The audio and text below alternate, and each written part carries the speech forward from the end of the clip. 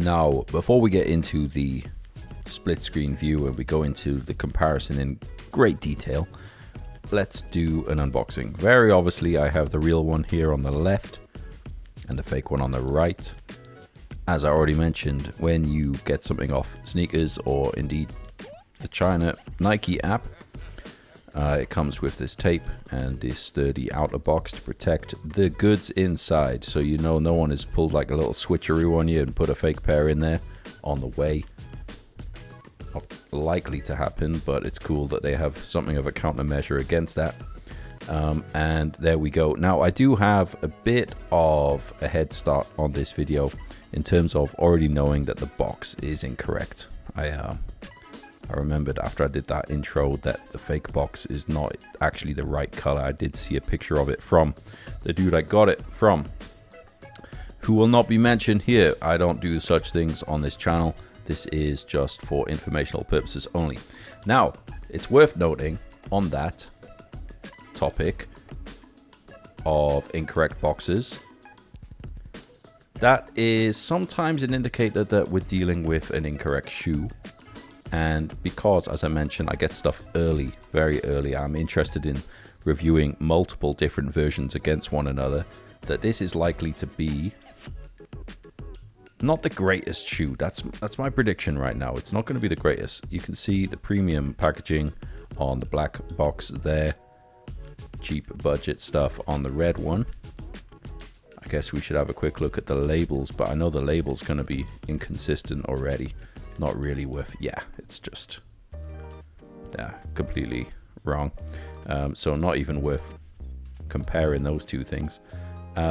So we'll get into the shoes themselves, but yeah, I do plan on revisiting this shoe when they inevitably improve upon it and make a better version of the shoe. But again, time will tell. These ones might not be too bad. I've seen the initial images of them, but I'm unboxing them with you, so we'll check it out together in a moment. So we got the real pair there, and let's have a look at the fake pair. Obviously, this shoe box is just, it's flimsy. The shoes barely fit inside. Initial impressions, shape-wise, it's not looking excellent. I think we're going to be dealing with a lower tier product than normal on this channel. I can see the lining is off, I can see the coloring is different, and I can see the pattern is off. Already I can see that the toe box is looking a little bit chunky. But let's have a look at the two shoes next to each other. You can see the difference in color. Again, I will go into a split screen in a second, just giving you a quick look before we get into the details of every single area. Legit check wise, it's pretty easy for now, but I reckon they're going to improve upon this, man. It's going to be a popular shoe regardless of the resale value. It's popular. Let's go at the split screen and let's have a look at this. So first, we're just going to look at the lateral of the shoe and just get sort of, just going to get a sense of the scaling. You can see there that the pattern is different. They've used a different cut. You can see the swoosh placement and size, in fact, of the swoosh. But yeah, it's not looking terrible. As we look at the quarter panels on the lateral side, you can see that a much more premium leather has been used on the real one. It's supple and slightly tumbled, very nice. Whereas the one on the right, the fake pair, I think that might be even a synthetic, so it feels odd to the touch. Looking at the embroidered patch, the all-important embroidered, it wouldn't be a genuine Nike product without some defects, would it? Look at that. I don't know what that red ink is. Maybe, I don't know. I was going to say a heat pen, but I don't think so. Embroidery is not terrible. Sizing is slightly different, as is the placement. You can see there's a big gap on the fake one between the midsole and the bottom of the embroidered patch, but the embroidery itself isn't terrible. We're looking here at this pull tab. That's where my eye is drawn straight away. You can see the fake has used a really chunky cut of leather. The other areas are not bad. It's got the right shape to it generally, but look how much space there is between the pull tab and the top of the shoe on the fake. as opposed to the real one. And also look how much lining is exposed coming over the top of the shoe around the collar. Okay, so now looking at the collar itself again, the quality is clear on the real McCoy. Nice and soft and plushy, really soft leather has been used there.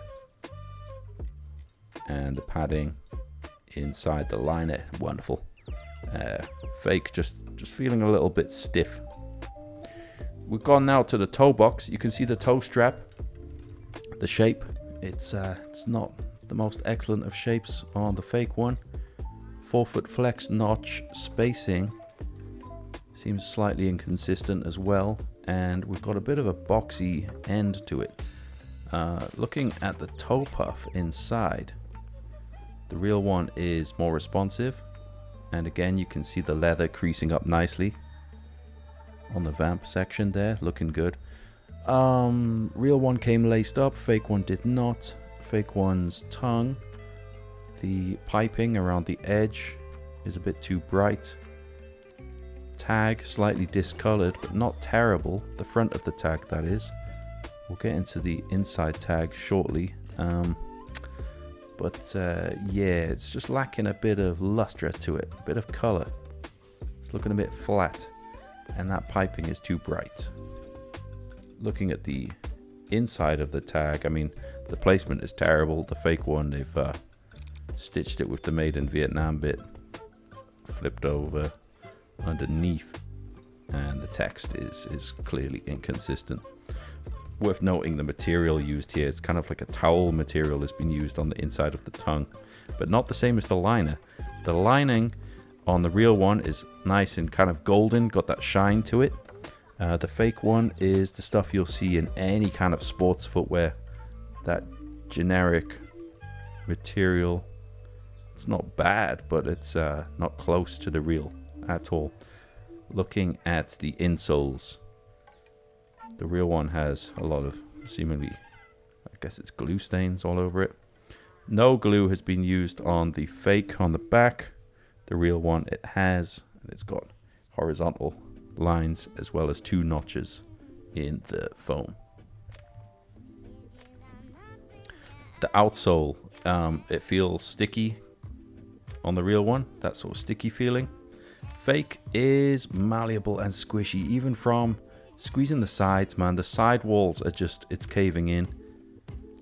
You should not be able to do that to a real dunk, and you should definitely not be able to squeeze it in the heel. Okay, a blacklight test. I mean, kind of redundant, this shoe. It's so obvious the differences at this point. You could really just start with this. Look at all these stains all over the real one, though. I don't know what those are. Could be fingerprints. I don't know. A lot of stains, a lot of glue spillage on the side walls, on the midsole. But you'll note that there's no guideline marking.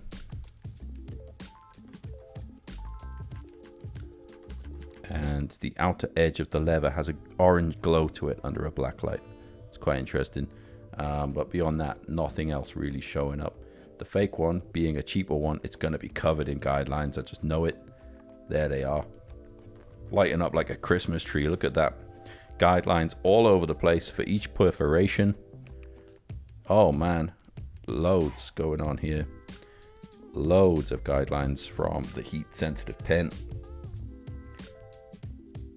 Yeah. Wow. Yeah, absolutely covered, which is normally reserved for the budget shoes. So I think we're going to see a better version of these Wu-Tangs come out. They definitely have a lot of work to do. They won't leave it like this. This is what I would typically call a budget version. For now, it's the best one there is, because it's the only version there is. I fully suspect in a couple of weeks we'll see one that is much closer to the retail, so I'll do another video when those come out. All right, now side by side, just to wrap it up, just so you can see them next to each other. I think that gives the pattern. You can see the pattern is so clearly different, as is the general shape, man. You can reshape the toe puff. You can get that nice slope to it if you want. You just need to heat it up and then push it to whichever place you want. It's a thermoplastic. Look at the back. You can see the shape is so vastly different. Look how close the pull tab is to the top of the shoe on the real one. On the fake, there's that big gap. Just a different pattern has been used. You know what? The fake one is reminding me of an old Dunk. I wonder if it's based on the original Wu-Tangs. That might make more sense. It looks chunky. The swoosh is chunky. The placement of the swoosh as well. It's reminiscent of a very old Dunk. I have old Dunks that look a bit like this.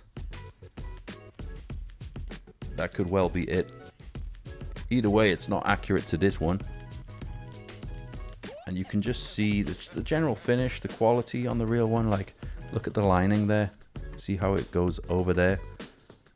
Whereas this section of the eyelet, it just kind of ends at the top. And also you can see the rough cuts of that very thick leather. They have used a thick leather, I'll give them that. But it's not accurate. From a top-down view, you can see the clear difference between these shoes in terms of shape and just general quality. So there we have it. Until they revise it and put out the new one, that's what we got. Keep it snidey.